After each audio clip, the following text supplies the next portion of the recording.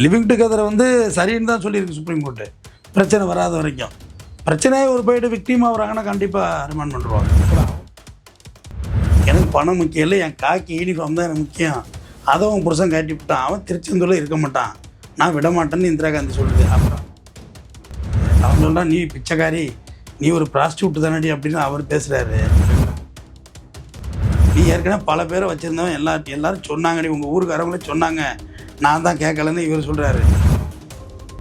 நான் ப்ராஸ்டியூட்டாகவே இருந்துட்டு போகிறேன், நீ மாதம் கிடச்சி லாரிக்காரன்ட்ட வாங்கி திங்கிறவன் தானே நீ அப்படின்னு அவங்க தரப்பு நியாயத்தை அவங்க சொல்கிறாங்க.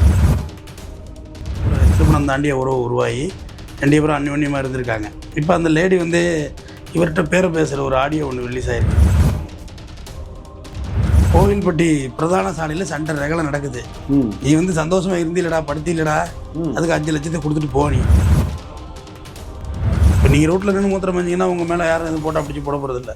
ஆனால் இது ஒரு யூனிஃபார்ம் போட்ட போலீஸ்காரர் போட்டு மூத்திரம் மஞ்சா அவர் பிடிச்சி போட்டால் போட்டுருவாங்க.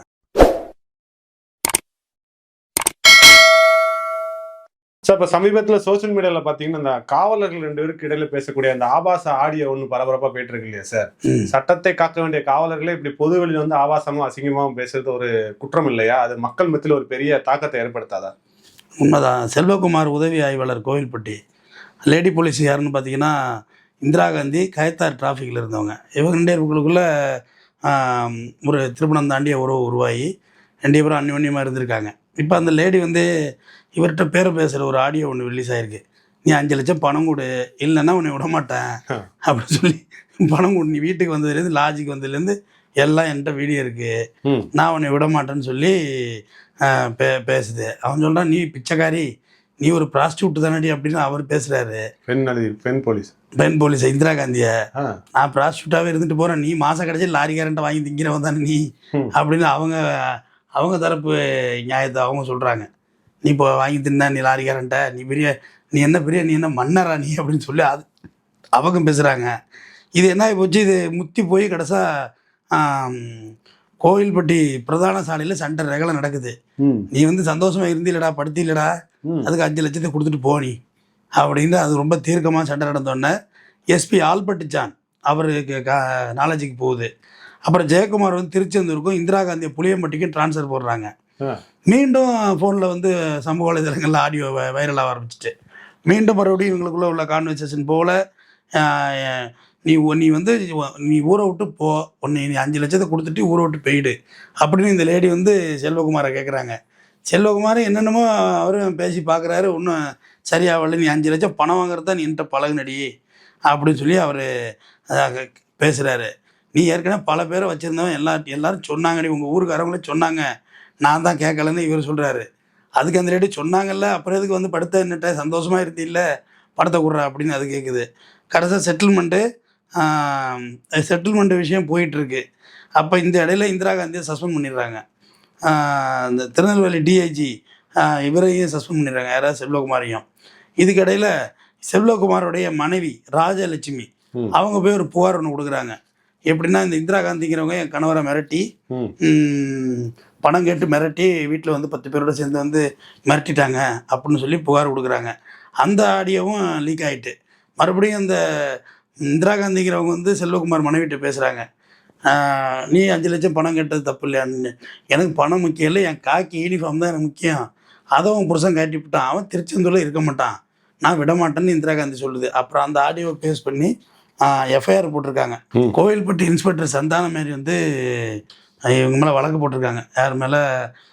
இந்திரா காந்தி மற்றும் அவங்களோட வந்தவங்க மேலே வழக்கு போட்டு விசாரணை நடந்துக்கிட்டு இருக்கு. இது இப்போ காவலர்களும் நடந்த இந்த பாலியல் ஆடியோ சர்ச்சைகள் படுபயங்கர தீவிரமாக சமூக வலைதளங்கள் மற்றும் சேட்டலைட்லையும் சுற்ற ஆரம்பிச்சிட்டு, இது ஏற்கனவே இந்த மேட்ரு வந்து நம்ம பேசியிருந்தோம். அது ஆஃப் ஆகிடுச்சு, ட்ரான்ஸ்ஃபரோட முடிஞ்சு போச்சுன்னு நினச்சோம். இப்போ அது உச்சக்கட்ட தீவிரமாகி இன்றைக்கி வந்து 2 பேரும் சஸ்பென்ஷன் ஆகி உட்காந்துருக்குறாங்க.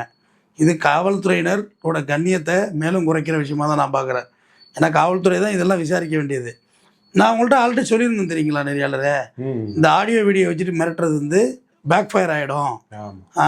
சுப்ரீம் கோர்ட்டே சொல்லியிருக்குது வந்து பிளாக்மெயில் பண்ணுறது, இது எடுத்து வச்சுட்டு பண்ணுறதுன்னு.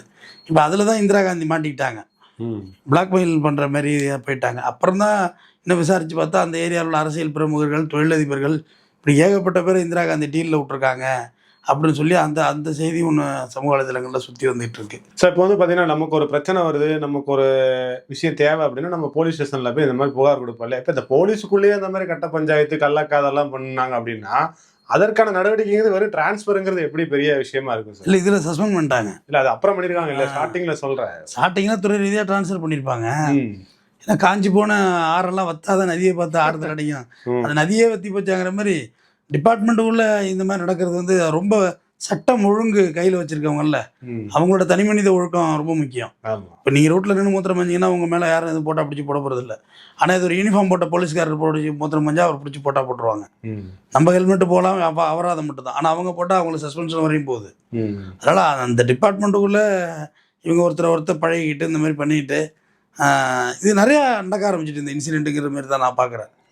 நிறையா ஆடியோ வீடியோ லீக்கேஜ் நிறைய இருக்குது. இதில் வருமானம், வேலைக்கு ஏற்ற சம்பளம், வருமானம், அப்புறம் சும்மா இருக்க முடியறதில்ல. இல்லை ஒரே துறையில் இருக்கிறதுனால இந்த மாதிரி கள்ளக்காதலெல்லாம் சகஜமாக இருக்குதா, இல்லை இதெல்லாம் ரொம்ப ரேரான கேஸ் அந்த மாதிரி நீங்கள் இந்த போலீஸ் துறை டிபார்ட்மெண்ட்டில் பார்க்க? எல்லா துறையிலையும் இந்த மேட்ரு இல்லை, திருமணம் தாண்டிய உறவு இருக்குது. போலீஸ் துறையில் இருக்கோ அவங்களே டிபார்ட்மெண்ட்டில் இருக்காங்க. ரொம்ப இந்திரா காந்தியெலாம் தெளிவாக ஆடியோ வீடியோலாம் ப்ரிப்பேர் பண்ணி வச்சுட்டாங்க. என்னைக்கு இருந்தாலும் இவன் காட்டிகிட்டு போவான், அன்றைக்கி நம்ம மிரட்டிடலான்னு. அதை 10 லட்சம் பணம் கொடுன்னு பகிரங்கமாக கேட்குதே. 10 லட்சம் கொடுன்னு எது கூட கொடுக்கணும்? நான் படுத்தி இல்லைடா சுகமாக இருந்துச்சா கொடு 10 லட்சம்னு கேட்குது அந்த ஆடியோவில், பகிரங்கமாக கேட்குறாங்க. அப்புறம் பார்த்துக்க வேண்டியது என்ன மாதிரி சுச்சுவேஷன் நடந்துக்கிட்டு இருக்குன்னு. செல்வகுமார் தான் மனைவியை விட்டு இவர்கிட்ட வந்தது தப்பு. பட் இவங்களும் அதை ஆடியோ வீடியோ எடுத்து வச்சுட்டு பிளாக்மெயில் பண்ணுறது தப்பு. இப்போ அதனால தான் எஃப்ஐஆர் போட்டாங்க. யார்? இந்திரா காந்தி மேலே பிளாக்மெயில் பண்ணி வீட்டில் வந்து கொலை மிரட்டல் கொடுத்து எஃப்ஐஆர் போட்டாங்க. அதுக்கு சொல்ல வர்றான். இல்லை இப்போ நம்ம கூட 2 நாளைக்கு முன்னாடி ஜீவனாம்சத்தை பற்றி பேசியிருந்தோம் இல்லையா? இதுவும் ஒரு விதத்தில் வந்து எனக்கு 5 லட்சம் கூட அப்படிங்கிறது மிரட்டி ஜீவனாம்சம் வாங்குற மாதிரி மிரட்டல் தான் இது. ஏன்னா இப்போ கூட நீங்கள் லேட்டஸ்ட்டாக பார்த்தீங்கன்னா இந்த மாதம் பெட்டி அவங்க பையன் பிறந்திருக்கான்னு சொல்லி போட்டிருந்தாங்க. எனக்கு மாதம் 6.5 லட்சம் ரூபா கொடுக்கணும் அப்படிங்கிற மாதிரி. மாதம் 6.5 லட்சம் அந்த மாதிரி தானே இந்த மாதிரி விஷயங்களை ரேட் பண்ண. இப்போ அவங்களும் பாலியல் ரீதியாக சீண்டி இருக்காங்க, பாலியல் ரீதியாக உறவு வச்சிருக்காங்க, 2 பேரும் சம்மதத்தோட வச்சிருக்காங்க. இப்போ ரீசெண்டாக கூட ஒரு ரேபிட்டாக்காரன் கூட மாட்டினான்.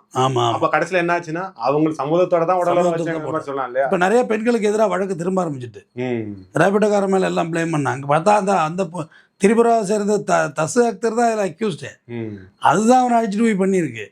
இப்போ கொஞ்சம் பெண்களுக்கு எதிராக நிறையா அஃபென்ஸ் திரும்ப ஆரம்பிச்சிட்டு. இப்போ மாதம்பட்டி ஜாக்கிர் இஸ்லாம் மேட்டர் ஆரம்பத்துலேருந்து சொல்லிட்டு இருந்தோம். ஜாக்கிர் இஸ்லாம் வின் பண்ண முடியாது, ஏன்னா ப்ராப்பர் ஒய்ஃப் கிடையாதுல்ல. இப்போ இந்த செல்வகுமார் மேட்டரில், இந்த போலீஸ்கார் மேட்டரில் ராஜலட்சுமி ப்ராப்பர் ஒய்ஃப் கம்ப்ளைண்ட் அடிச்சோன்னா ரிமாண்ட் பண்ணிட்டாங்கல்ல. இதுதான் மாதம்பட்டி விஷயத்தில் நான் சொன்னேன். ஸ்ருதி பேய் கம்ப்ளைண்ட் அடித்தா ரிமாண்ட் பண்ணிடுவாங்க.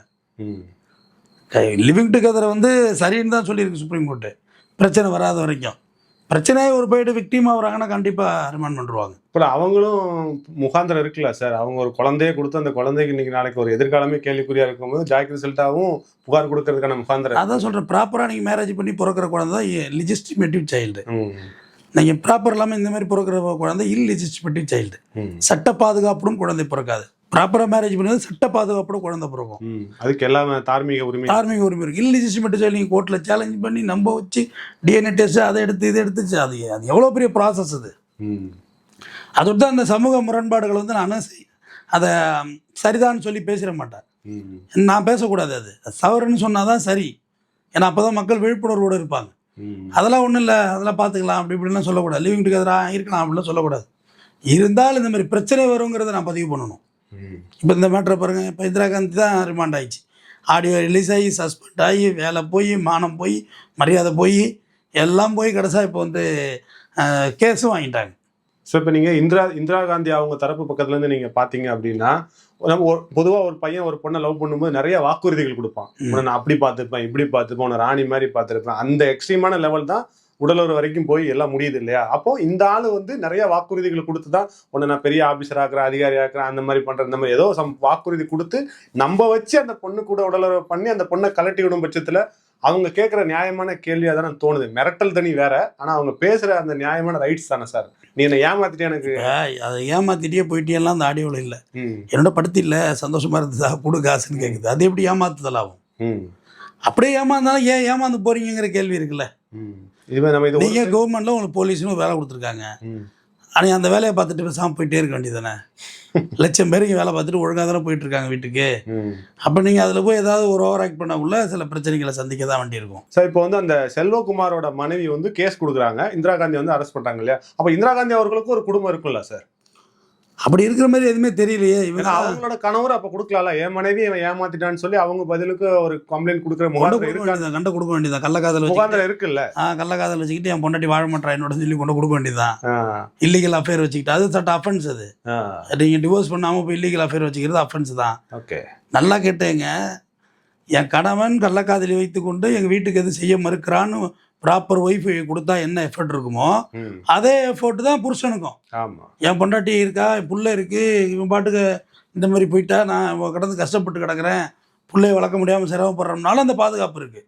சட்ட பாதுகாப்பு ஈவன் தோ ரெண்டு பேருக்கு ஒன்று தான். அதை பயன்படுத்துகிற விதத்திலான இருக்கு சட்டத்தை.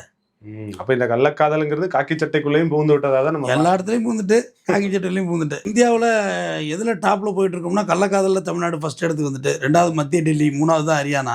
நம்ம எதில் ஃபர்ஸ்ட் போயிட்டு இருக்கோம்னு பாருங்க. அதனால இல்லீகல் அஃபேர், திருமணம் தாண்டிய உறவு எங்கே இருந்தாலும் பிரச்சனை இல்லாமல் முடியும், கொலையில் தான் முடியும். அது என்ன சொல்லுது ஆடியோவில், உன் புருஷனை நான் வேலையெல்லாம் ஒன்றும் பண்ண மாட்டேன், ஆனால் வேற மாதிரி பண்ணிடுவேன் அப்படிங்க. ஆளே இல்லாமல் பண்ணிடுவேன். ஆமாம், அப்போ ஆளே இல்லாமல் பண்ணுற கொலை தான் பண்ணுறது. அதோடு தான் போய் நிற்கிது. அது செல்வகுமாருக்கு அது ஒரு குறிப்பிட்ட அளவு பொறுத்து பார்த்துட்டு அப்புறம் மர்டர் பண்ணுற லெவலில் தான் இறங்கிடுவாங்க. அது மாதிரி போகக்கூடாது. சட்டப்படி உங்கள் பிரச்சனையை தீர்த்து கொள்ளுங்கள். தொடர்ந்து பேசுவோம். நன்றி. நன்றி, வணக்கம்.